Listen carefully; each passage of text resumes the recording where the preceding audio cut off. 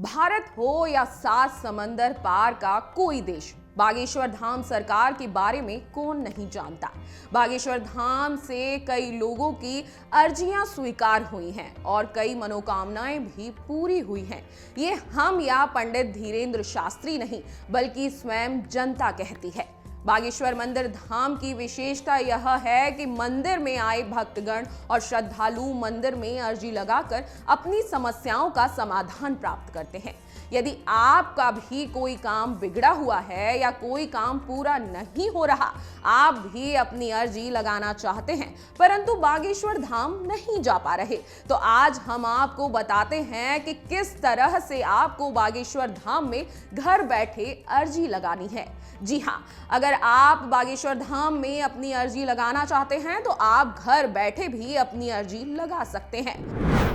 अब सवाल ये उठता है कि कैसे आप घर बैठे बागेश्वर धाम में अपनी अर्जी लगा पाएंगे। यदि आपने सच्चे मन से अर्जी लगाई है तो बहुत ही जल्द बागेश्वर धाम सरकार आपकी इस अर्जी को सुन लेंगे और आपको पता भी लग जाएगा कि आपकी अर्जी स्वीकार हो गई है। बागेश्वर धाम सरकार वाले गुरुदेव यानी श्री धीरेन्द्र कृष्ण शास्त्री जी ने स्वयं इस विधि को बताया है। कोई भी व्यक्ति इसका प्रयोग करके बागेश्वर धाम में घर बैठे अर्जी आसानी से लगा सकता है। धीरेन्द्र कृष्ण शास्त्री जी बताते हैं कि घर पर स्वयं आपको एक लाल रंग का कपड़ा लेना है और उसके साथ एक नारियल लेना है। फिर एक कागज पर अपनी अर्जी लिखकर उसे उस नारियल व कपड़े से बांध देना है। मंत्र बोलना है ओम बागेश्वराय नमः। इस मंत्र की पूरी एक माला आपको करनी है, यानी कि जपनी है। जिस दिन से आप इसे बांधें, आपको लहसुन प्याज खाना छोड़ देना है।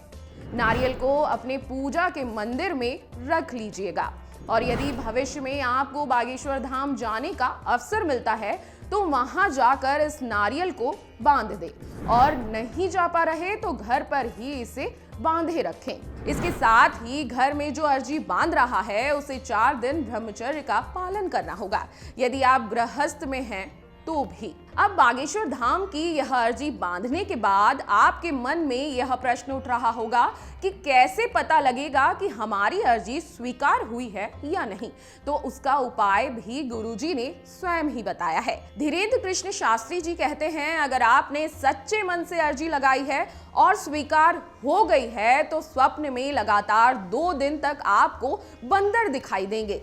केवल एक दिन बंदर दिखाई दे तो हो सकता है कि केवल आपको लगन लगी है, इस वजह से दिखाई दे रहा है।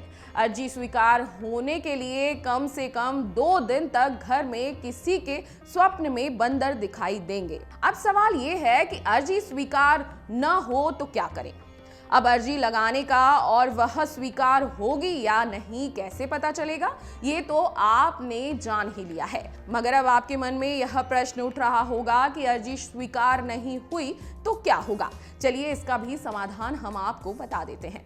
यदि आपकी अर्जी स्वीकार नहीं हुई, यानी कि स्वप्न में आपको बंदर नहीं दिखाई दिए, तो फिर मंगलवार को यही उपाय आपको दोबारा करना है।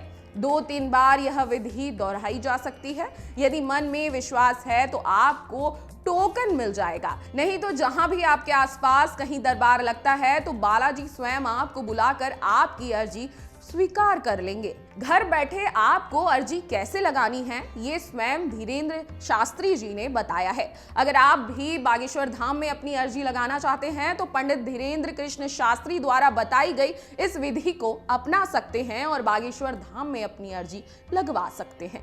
अगर आपको हमारा ये वीडियो पसंद आया हो तो हमारे चैनल जीवांजलि को सब्सक्राइब करें